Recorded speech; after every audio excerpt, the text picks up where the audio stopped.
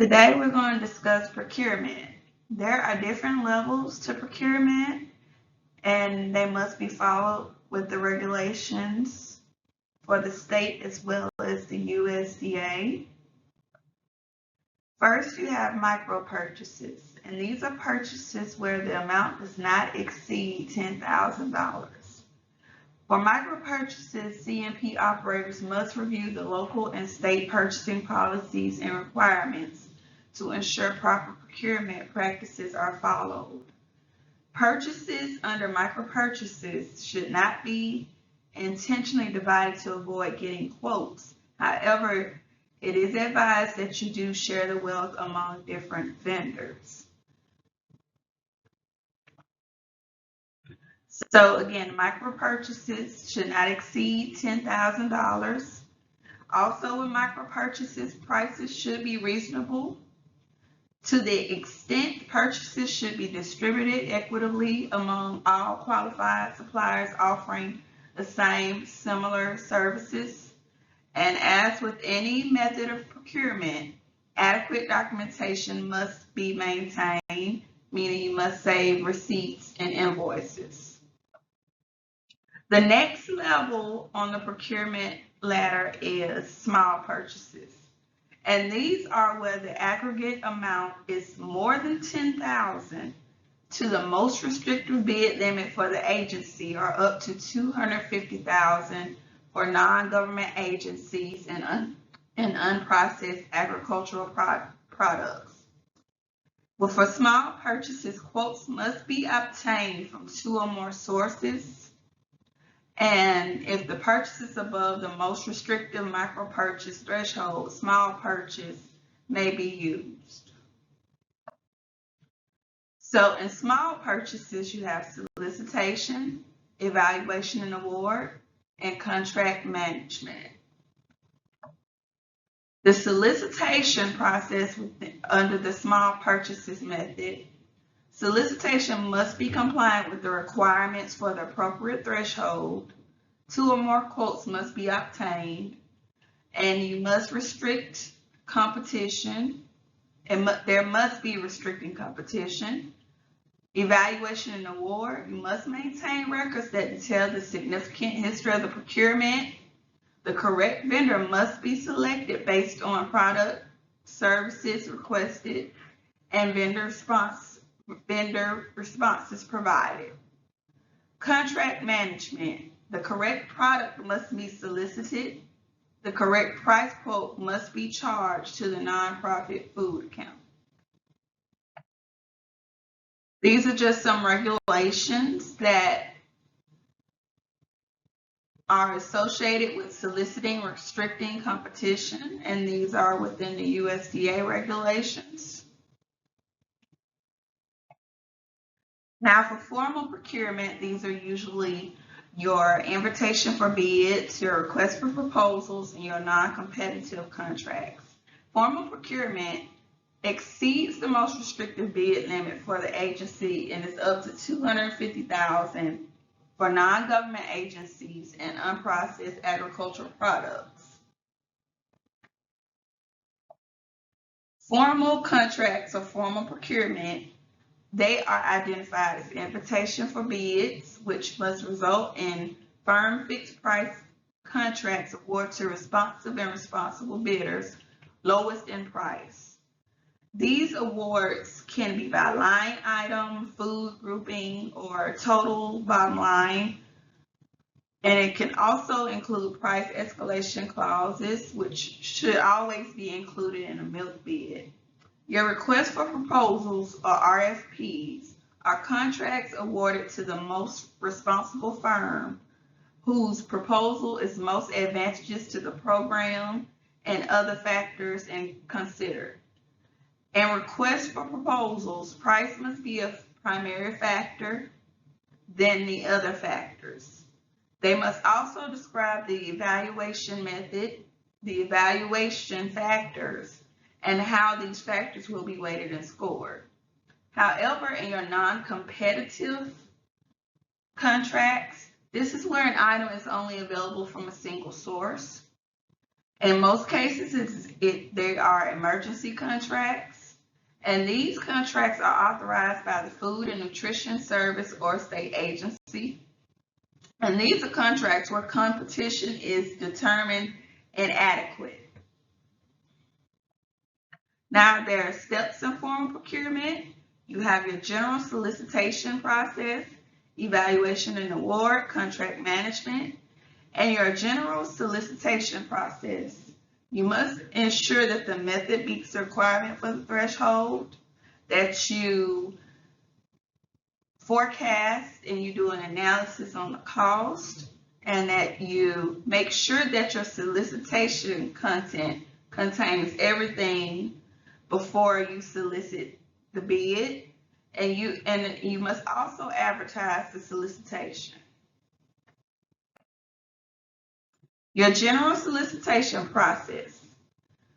These are just regulations that are associated with this. And 7 CFR Part 226.22, the contract must be procured in compliance with the requirements for the appropriate threshold, and this is on the federal, state, and local level. And in this process, a cost price analysis must be conducted to estimate the cost of goods or services prior to soliciting the bid. The solicitation content, the content in which should be contained in the bid that you solicit for vendors to respond to. You must identify all specifications, evaluation factors, and their relative importance with price as the primary factor. You must seek and invite 2 or more qualified sources willing and able to compete. If you do not receive more than 2 or more qualified responses, just keep documentation and notify the state agency. You must include the requirement for contract award to the lowest responsive and responsible bidder, or bid offer that's most advantageous to the program with price and other factors considered. And as stated before, price must be the primary factor. Advertising the solicitation. Once you advertise the solicitation, you must provide adequate time for bidders to respond prior to the bid opening date. You must use very qualified sources to advertise the solicitation. This can be by newspaper, social media, but it must be publicly advertised so that you can secure more than one bid, one offer. The technical evaluation. RFPs must have a written method for conducting technical evaluations of proposals to select recipients. Criteria in which the technical evaluation is done is criteria that will be scored, criteria that will be weighted, and a composition and process for panel evaluation. And these are just some required clauses that are included in some of the contracts. As you can see, there are a couple that are applicable to all contracts, while some are just designated to contracts in excess of a certain amount of money. Evaluation and award. Your invitation for bids. All bids must be open at the time and place prescribed. And as stated in the previous slide, a firm fixed price contract must be awarded to the lowest responsive and responsible bidder. And also all bids, and this goes for RFPs as well, all bids must be sealed prior to the bid opening. And these are just some further regulations that apply to the RFPs and invitation for bids. The contract management process. Even if you secure a contract with, let's say, a food service management company, it is still your responsibility as a CMP operator to provide sufficient oversight of the procurement to ensure that contractors, vendors are performing in accordance with the terms, conditions, and specifications of their contracts.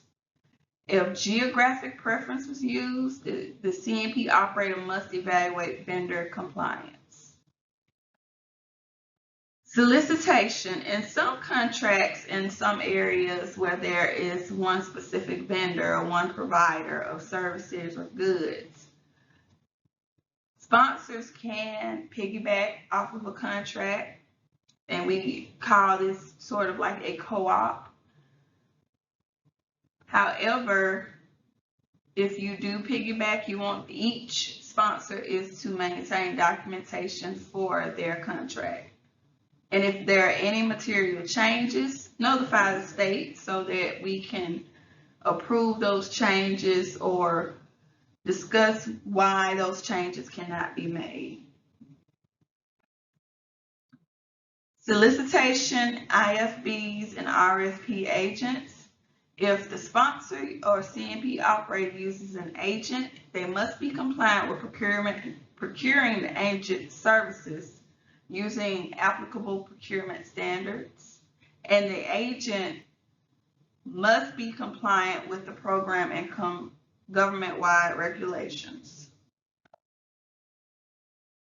When it comes to third-party entities, if a third-party entity is used, the sponsor must be compliant with using the third party's pricing as one source when soliciting price rate quotes.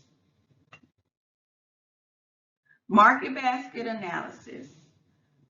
Market basket analysis is a method in which you are creating a list of goods or services that are needed, and you are kind of shopping around, ensuring that trying to find a vendor that can provide all of these goods, or even if you're splitting up the list. But market basket analysis is just making a list of all goods to be purchased and just shopping around to different vendors to make sure that you find the lowest price.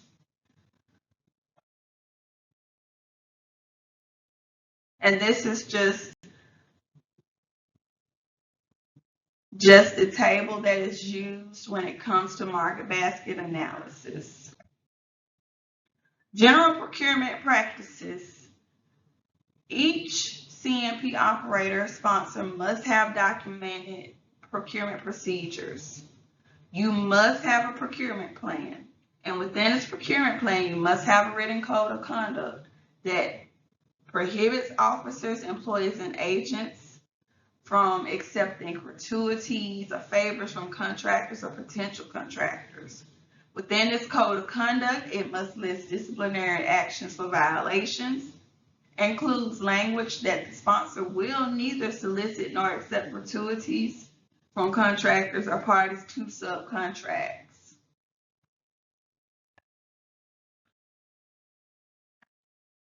Sponsors must perform a cost of price analysis with every procurement action, and they must also take steps to ensure that small minority and women's businesses and enterprises and labor surplus firms are used when possible. Now, emergency procurement, is when a vendor may, for example, void out a contract and you still need to purchase goods or services. That's when you notify the agency. You notify your superintendent, director, your highest ranking official, and they send a letter to the state agency letting us know that there's a need for emergency procurement. Now, with any method of procurement, you want to make sure that you retain any information, all documentation from the vendor who's ceasing services or ceasing the provision of goods. You want to make sure that you keep all that information. And failure to plan for transition in the midst of emergency procurement, you want to make sure that you are still in the process of trying to locate a new vendor. In emergency procurement, you want to make sure that you maintain documentation, explanation of the rationale for the method of procurement, the contract type, the basis for the contract price. You want to make sure that within this documentation, you're showing the distributor, processor that canceled food or supply contracts, and showing that this documentation must also show that that vendor that canceled food or supply contract is no longer able to provide as ordered or deliver goods. Again, you want to make sure you retain documentation, whether it be email, a phone conversation, or anything that they send. And any approval emergency procurement is limited to 60 days. Thank you.